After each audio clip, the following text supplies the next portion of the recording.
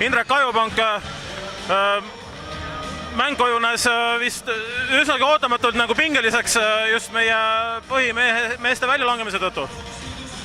Jaa, mäng oli üldse väga närviline. Tunda oli, et natuke tähtsam mäng, et loodame, et nüüd selle mänguga kõik pinged on maas ja saame korralikult Lätis nagu enda rütmi panna.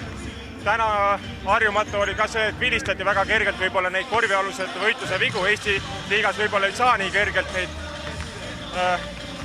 Eks nüüd esimese mänguga äkki mehed on harjunud, et teine mäng ei kuku niimoodi välja, oskame oodata, mismoodi kohtunikud lubavad mängida. No tahtsingi küsida just, et 2 kohtunikku vist olid Lätist, et kas oli tunda nagu teist mingi kohtunike käekiri ka? Ei, oli muidugi, et natukene mõned asjad olid harjumatud, et oligi nagu korvi all kohati nagu liiga kergelt minu meelest vilistati seal ära ja mõned niisugused käega tšekkimised aga ma arvan, 14 punkti ei ole suur vahe, et minna Lätti mängima, see on täpselt niisugune vahe, et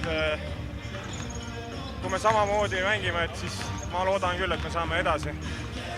Loodame koos, aitäh Indrek ja edu juba 23 Lätis, oleme kohal kõik.